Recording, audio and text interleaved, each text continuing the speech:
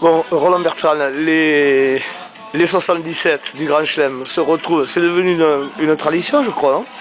Ben oui, ça a été une idée qui a pris naissance l'an dernier, où on était à Clermont-Ferrand.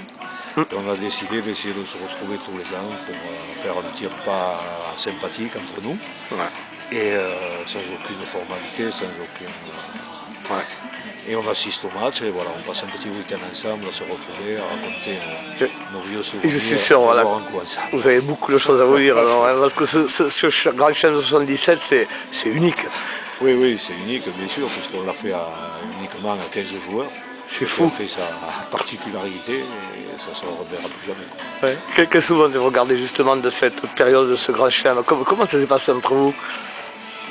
Mais ça c'est d'abord au départ, c'était une sélection, c'était l'équipe de France avec des joueurs qui ont adhéré au groupe.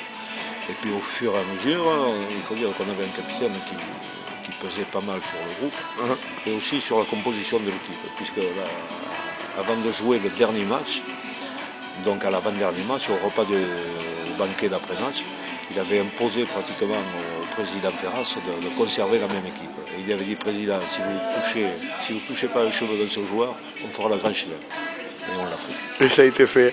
Ça a dû être, il y a eu des moments beaux, mais des moments peut-être un peu plus difficiles aussi. Hein. Ben, c'est le haut niveau, hein.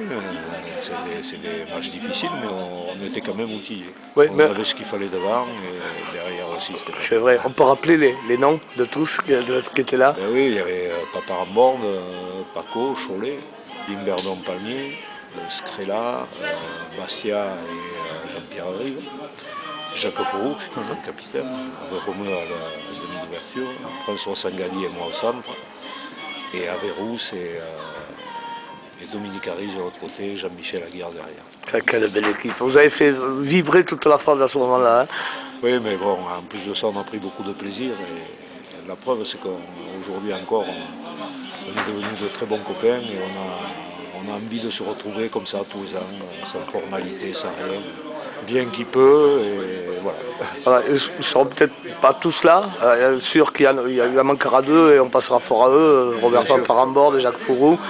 Mais les autres feront l'effort de venir. Oui, après il y en a qui ont des petits problèmes de santé aussi, donc voilà, on va se retrouver à 8 ou 10 anciens. Bon, alors au programme vous arrivez pour le week-end, samedi rendez-vous au golf de la Bigorre. Alors on leur propose voilà, de se retrouver au golf. On fera un petit repas à midi, après golf pour ceux qui veulent. Il y aura aussi la possibilité d'aller au terme. On leur a proposé aussi une visite au pique-midi, mais bon, chacun choisira et on avisera un peu au dernier moment. Voilà. Et le dimanche, on se retrouvera au stade Marcel Cazala, où on assistera à la rencontre contre Agetmont. Et avant, on prendra un petit repas tous ensemble. À la bonne franquette. À la bonne franquette. Hein, comment c'est de faire avenir aussi. Hein. Bon, heureusement pour ce Grand Chelem que vous étiez 15. Hein. À 14, ça n'aurait pas marché. Non. Mais bon, il y a un joueur qui s'est rajouté à ce groupe, c'est Richard Rast, qui était aussi remplaçant à l'époque, et qui aujourd'hui, par contre, est investi dans le bureau des Barbaria. D'accord. Et il sera là, Richard, d'ailleurs. Hein, Richard sera là.